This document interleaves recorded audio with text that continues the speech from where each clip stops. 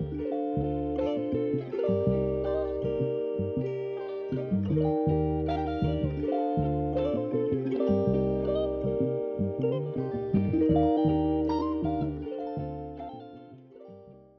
pretty panel. Welcome back to Juris Exotica. If you're new here, this channel is for the girls who live in the in between, the misunderstood, and the overly studied. Here on the pretty panel, we talk about it all: pretty privilege, pretty problems, love, dating, and all things they just don't get about us. So the other day, I was doing my hair and getting ready for a silk press. I haven't had one in a while, and I really wanted to see how much my hair had grown since my last big chop. That moment actually inspired this video to help build our pedestal when it comes to how we view our hair, especially for the pretty girls who have or once had fallen into the trap the Black community has set when it comes to wearing wigs and weaves 24/7. So this is my little story time. I'll take it all the way back to high school. During my first 2 years, because I grew up in a Caribbean household, I wasn't allowed to wear weave when I was younger. My father, he allowed braiding hair here and there and maybe crochet styles here and there, but that was all. That was the line.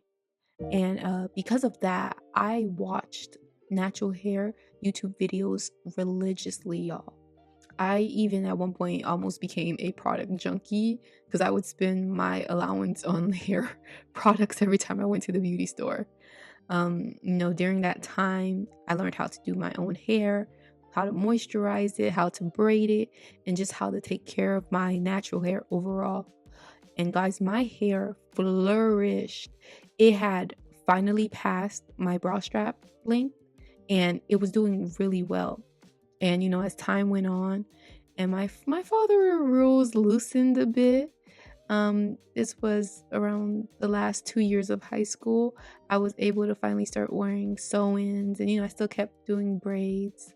So that was when I really got into styling and playing around with hair. I became known as the hair girl among my friends. They would come to me to get their hair done because I did my own hair really nice. And whenever I switched it up, whether it was braids or sewing or my natural hair, I did it extremely nice. So my friends would always ask me to help and do their hair. I would help my friends out. But yeah, I mainly still wore my natural hair since it had reached the goal that I wanted it to hit. So because it was long, I didn't have a need to wear braids and sew-ins as much. I just did it mainly for like little events here and there. But honestly, that was such a fun era for me because high school was when I really played with my beauty. I experimented with makeup looks at home since I wasn't allowed to wear makeup outside until around the end of my junior year, and even then had to be very minimal. Your girl grew up in a strict household. And oh, quick tip, pretty panel, if you see a hairstyle online that you want to try, I would say go to the beauty supply store first and buy like cheap packs that can mimic that hairstyle so you could practice on it, style on it, on your own head before spending all that money on like expensive weave. So yeah, during this time my hair was thriving. I made sure to take long breaks between my styles, moisturize properly, and really care for my natural hair. Growing up, I got a lot of compliments on my hair. I have 3C4A hair and people always complimented my curls. So I never grew up thinking my hair was ugly.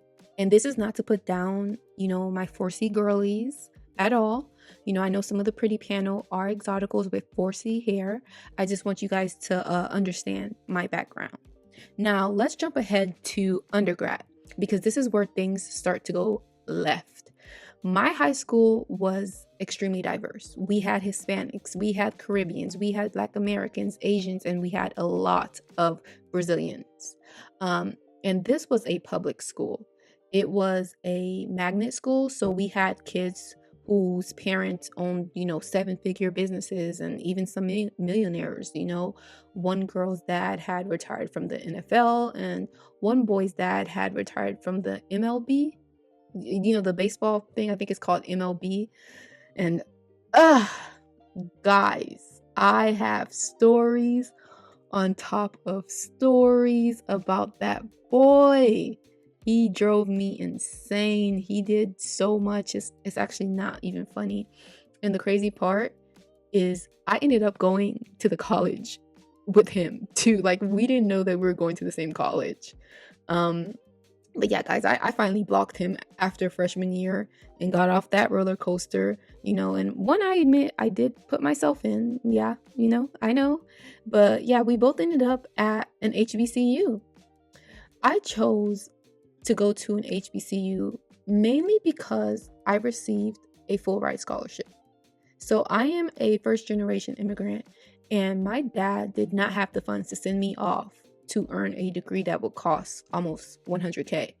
So when I saw that offer, I said yes immediately. Now, I don't want you guys to think I'm about to bash my HBCU, because I'm not, but I can talk about some of the things that happened there that led me to this hair journey. And if you want, in other videos, I can, go more in depth with story times about my experience there. When I first got to my HBCU, it was during COVID, so most of us were in our dorms that first year. It wasn't until around the second semester, almost close to the second year, when we were somewhat finally outside, and I really got hit with the HBCU culture. Like, everyone's hair was laid, y'all. Everyone had nice fits, and everyone's shoe game was on point. Like, I dressed cute during my time there, but I didn't think I don't think I could ever top the outfits some of the other girls were wearing. Like, I'm a sweatpants and big jacket girl, when I'm on campus, that's how I like to dress. So yeah, the reason I bring up my HBCU is because of the hair standards that were set. And I started to realize I was falling into them. Before going there, I had long, gorgeous, curly hair. I wore, sew-ins here and there, but my natural hair was my baseline. Everyone who saw it complimented it. And I also realized the more I loved on my hair, and treated it well, took care of it, the more my hair grew. My downfall was, falling into this culture of keeping my hair done constantly. And when I say constantly, I mean constantly. I had a quick weave every other week. I had braids down to my knees. Please, guys, do not do that. The tension on your scalp will have you crying when you take your hair out. But yeah, my hair was always done. The problem was I started to neglect my actual hair. And on top of that, the glues that are being used when you're wearing wigs, and, sometimes the hairstylist might not, love your hair as much as you love your hair. So they're like basically ripping it. And, it just, my hair, due to the constant manipulation, it just started going downhill. And you quickly notice your hair, it's getting shorter, it's getting more damaged, and it's harder to hide. So I fell into this cycle of wigs, sew-ins, and quick weaves just to cover up, the damage. Like, I just was in a really bad cycle. So yeah, I realized I was stuck in this cycle, in this perpetual stage of hair damage that I couldn't get out of. And as time went on, I wouldn't even leave my house without getting my hair done. I started developing some type of hair dysmorphia. I don't remember where I first heard this term from, but I know it was on Instagram. But essentially, without a wig on, you start feeling insecure whenever your natural hair is out. You feel like you always need the sew-in to make you feel good, And eventually, I did get tired of all of it. Stuff slowed down. I wasn't a part of as much social groups and communities as I had been. And around that same time when things started slowing down, I also went through a heartbreak. My high school sweetheart and I broke up right before I started law school. And y'all, during the second semester of law school, I chopped it all off. Guys, I was walking around with no hair for 2 weeks until my glueless wig finally came in. My hair was already fried, dyed, and laid to the side. So I knew I had to start over. But that heartbreak, yeah, it sent me over the edge, and your girl, she did that. But yeah, during the beginning of that process, I was very self-conscious, as the beauty standard across all communities or most communities is long hair. So having short hair was extremely uncomfortable for me. As my hair started to grow, I transitioned away from the glueless wig. And, quick note, guys, do not put glue on your hair, your edges, anything like that. If you must, try and lay it down. Maybe use like a got to be glue spray. It could hold it for today, and then you could wash it out with water when you get home. But I would suggest, just wearing your wigs completely glueless and using like the band that the company gives you to keep it in place. It's much, much healthier for your hair. So as my hair continued to grow, I switched to curly clip-ins that matched my natural hair texture. I wore them to give my hair some length, some volume, and honestly, I think the fact that I chose early on to wear hair that actually looked like mine, like I only wore the wig for about 3 months. So yeah, I feel like doing that really helped me fall back in love with my natural hair. Like I can also say that going to a PWI for law school did help, because honestly, they did not care. They were always complimenting me, complimenting the clip-ins, and they even complimented that wig I had on. But yeah, I'm now 2 years into this journey, and my hair has finally reached just above my bra strap length. I've gotten to a point where I'm wearing only my hair and no clip-ins. And yes, I still change it up here and there. I still wear a sew-in from time to time. I think I've done one sew-in since this journey, but I could see myself wearing it from time to time in the future. But I do make it a priority that my baseline, which is what I'm known for when someone thinks of me, when they see me, like in their head, is my natural hair now. I try to make that my baseline. Um, when I did wear the sew-in, I opted in for like a curl pattern that matches my hair. Like, although I can see myself maybe doing a body wave, sew-in every now and again, with a closure, because we're not flat ironing or any leave out or anything like that. But yeah, and honestly, I haven't worn a wig since the first 3 months of my journey. I don't do quick weaves anymore because, I need my scalp to breathe. So, if I do add anything, it's clip-ins that match my hair texture. But yeah, during this process, I really had to go back to the basics. I rewatched a lot of the old YouTube videos I used to watch when I first got into natural hair, and those same steps have helped my hair thrive again. It's doing really well.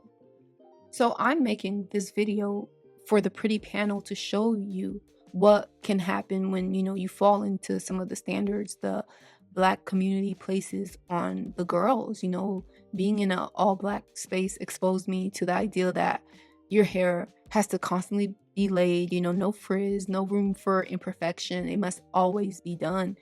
And I fell into that mindset despite having long, healthy hair and despite constantly being complimented on my curls.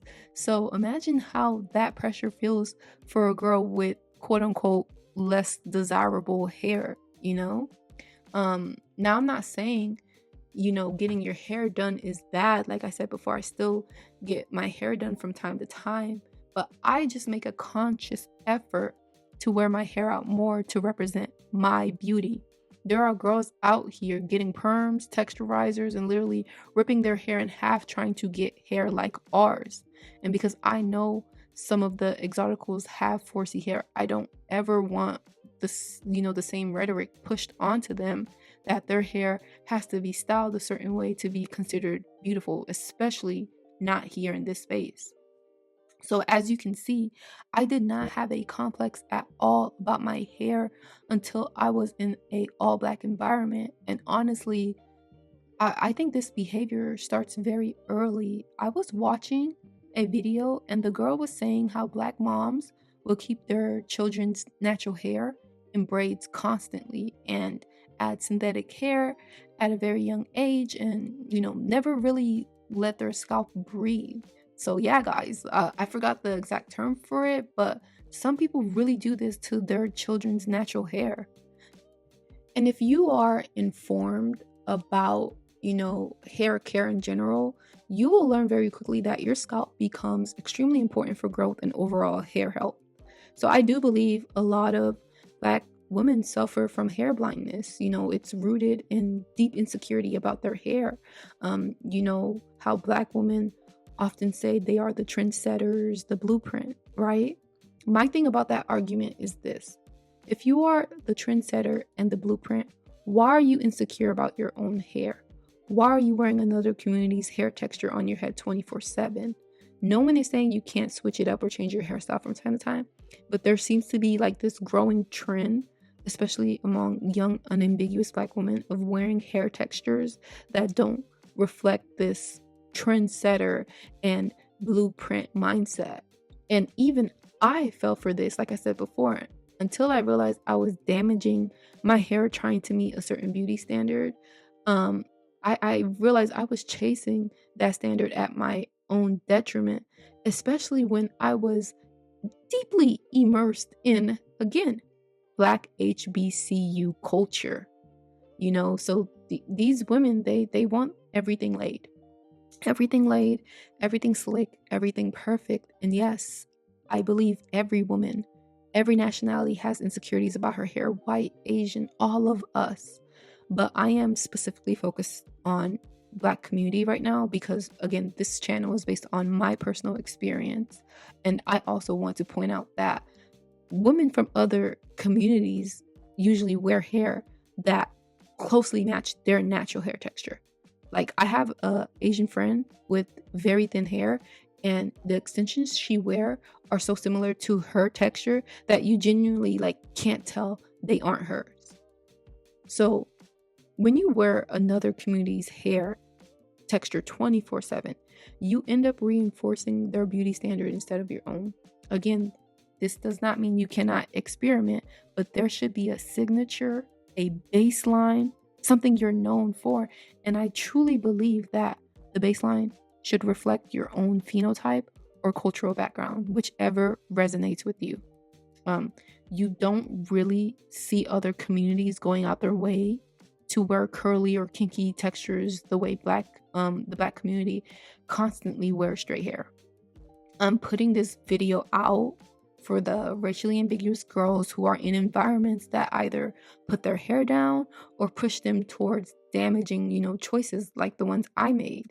Please, please, please, please, guys, do not do it. Have fun, change it up, but always remember to keep your baseline healthy. I never want you to go through the hair dysphoria I went through, I experienced. Yeah, guys, I still find it wild that I did that to myself, especially when I had people constantly complimenting my hair. So, yeah, this is a part of the Black community that I genuinely fear is ruining young girls' hair, and I'm putting this message out there for my fellow exoticals. Do not fall for the hype. Have fun, but keep your baseline clean and healthy. I would even go as far as recommending clip-ins or weaves that actually match your hair texture, so you're putting your hair type and your beauty on the pedestal. Imagine being afraid to run errands or go somewhere because you have to wear your natural hair out that day. That sounds crazy, right? And I hope nobody is out there throwing on a bonnet and calling it a day. So yeah, my point is this. I don't want you getting stuck in a cycle like that. There are way too many YouTube videos out there for you not to learn how to take care of your hair. But yeah, guys, before I end this video, I want to say, decide how you want to live your life. When I really think about it, a lot of the girls at my HBCU were trying to emulate this Hollywood glamour standard, and unfortunately, that is not realistic for everyday lives. Celebrities have teams of hairstylists who can manage those extremely high maintenance looks, you know? They also have time, money, and energy for it because like it comes with the territory of being a celebrity. But in the real world, most people need a low maintenance hairstyle, low maintenance styles. We have work, we have school, responsibilities, and real lives to manage. So don't fall for the trap, pretty girls. Do not fall for the trap. But yeah, guys, if this resonates with you, please leave a comment below and make sure to like and subscribe for more content. Thank you, pretty panel.